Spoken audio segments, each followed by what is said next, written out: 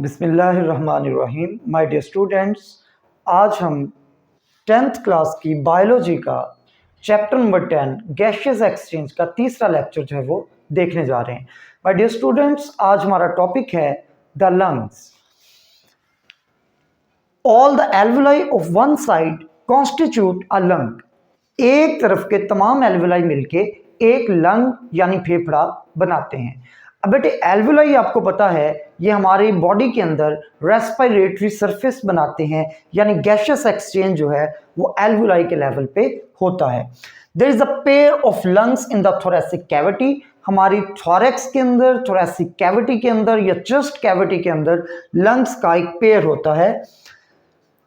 Chest wall is made up of 12 pair of ribs. हमारी जो chest wall है उसके अंदर 12 जोड़े होते हैं पसलियों के, प्लस रिब मसल्स जिन्हें हम इंटरकॉस्टल मसल्स बोलते हैं, और उसके साथ ही diaphragm, a thick muscular structure present below the lungs. ये एक मोटी मस्कुलर साख्त है जो हमारे फेफड़ों के नीचे मौजूद होती है।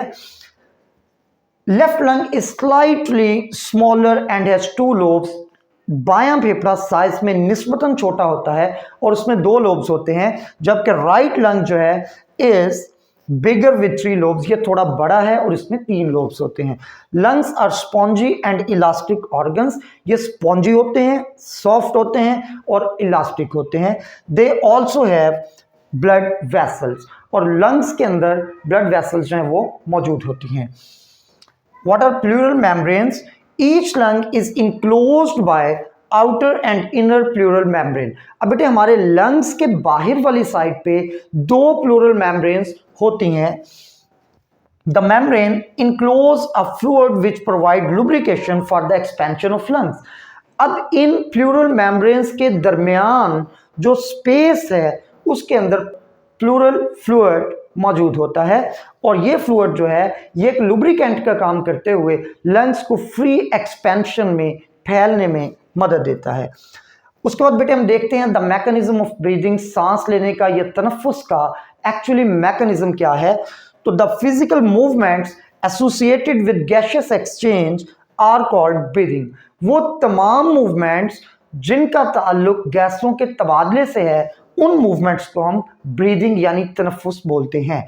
It has 2 phases. इसके 2 मरहल होते हैं। पहला मरहला जो है उसको हम इंस्पिरेशन और इनहेलेशन बोलते हैं।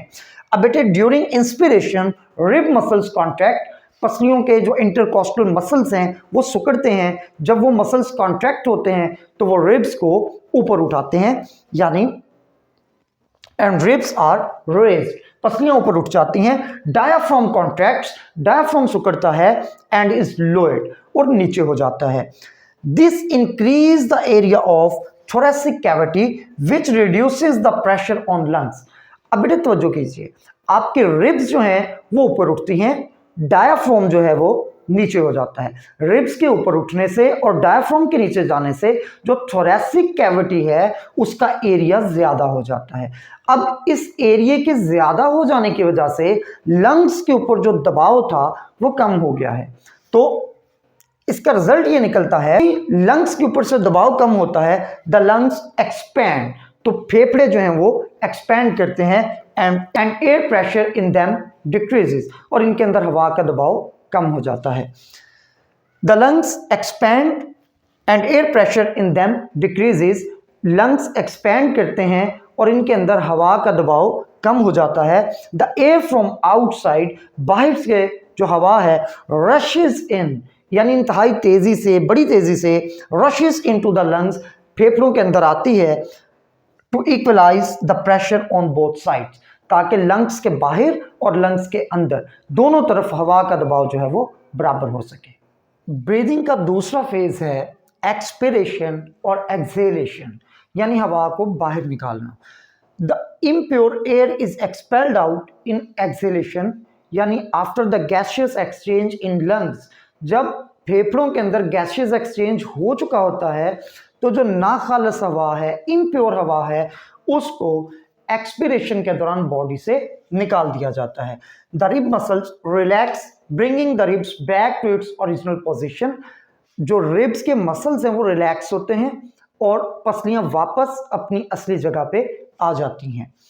The diaphragm muscles also relax and it gets its dome shape, और जो डायफ्राम के मसल्स हैं वो भी रिलैक्स होते हैं और डायफ्राम ऊपर की तरफ उठता है और दोबारा एक डोम शेप, गुंबदनुमा शक्ल जो है वो एज्यूम कर लेता है।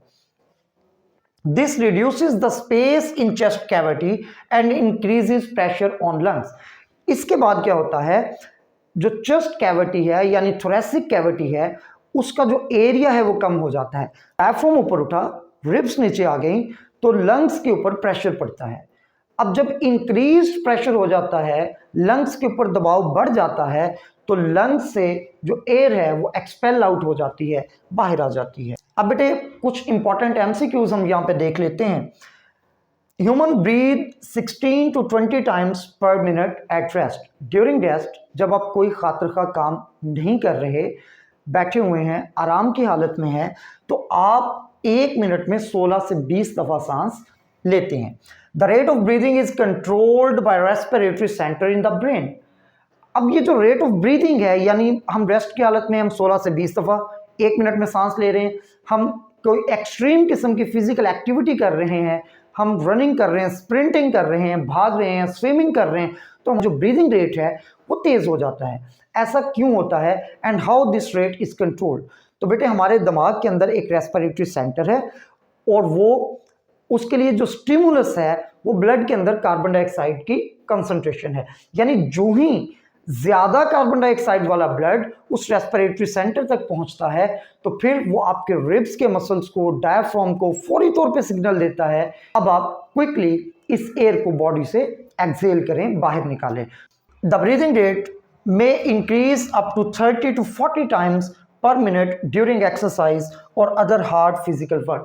अब कोई बड़ा मुशक्कत वाला काम करते हुए या एक्सरसाइज करते हुए हमारा जो ब्रीदिंग रेट है वो 30 से 40 टाइम्स पर मिनट तक हो सकता है।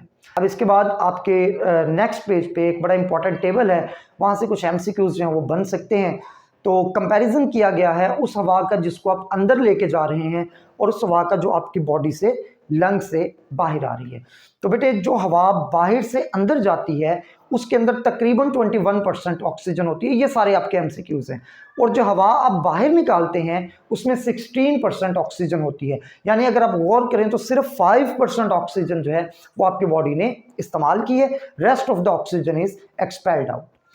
उसके बाद कार्बन डाइऑक्साइड जो हवा से आपके लंग्स के अंदर जा रही है उसमें 0.04% कार्बन डाइऑक्साइड होती है, और जो हवा आप एक्सपेल करते हैं उसमें एग्जैक्टली 4% कार्बन डाइऑक्साइड होती है। नाइट्रोजन जो एयर आप अंदर लेके जा रहे हैं उसमें भी 79% है, और जो एयर आप एक्सपेल आउट कर रहे हैं, बाहर निकाल रहे हैं, उसके अंदर भी 79% है। Nitrogen is an inert gas, तो जैसे ही अंदर गई उसी तरह सांस के जरिए ये बाहर आ गई। उसके बाद बेटे अगर हम डस्ट पार्टिकल्स की बात करें तो बाहर वेरिएबल होते हैं, कभी डस्ट के पार्टिकल ज़्यादा हैं, कभी कम हैं, लेकिन जो हवा हम बाहर निकालते हैं उसमें almost no dust particle is present. Water vapours की बात करें तो वो भी हमारे एटमॉस्फेयर के अंदर वेरिएबल होते हैं, कहीं पे ज़्यादा हैं, कहीं पे कम हैं, किसी टाइम ज़्यादा हैं, किसी टाइम कम है, मौसम के मुताबिक कम या ज़्यादा हो सकते हैं, लेकिन जो हवा आप एक्सपेल करते हैं वो हमेशा सैचुरेटेड होती है वाटर वेपर्स के साथ, उसमें पानी जो है वो काफ़ी ज़्यादा मिकदार में मौजूद होता है। उसके बाद अगर हम बेटे टेम्परेचर की बात करें तो जो एयर आप बॉडी में लेके जा रहे हैं उसका जो टेम्परेचर है वो वेरिएबल होता है। दिन के मुख्तलिफ औकात में या मुख्तलिफ मौसमों में टेम्परेचर जो है वो कम या ज़्यादा हो सकता है, लेकिन जो एयर आप एक्सपेल कर रहे हैं, बाहर निकाल रहे हैं, उसमें नॉर्मली आपका जो एयर का जो टेम्परेचर होता है वो आपकी बॉडी के करीब करीब होता है, यानी 37 डिग्री सेल्सियस या 98.6 डिग्री फ़ारेनहाइट। तो बेटे ये था आपका आज का lecture. Thank you so much for watching. Stay blessed. Allah हाफिज़।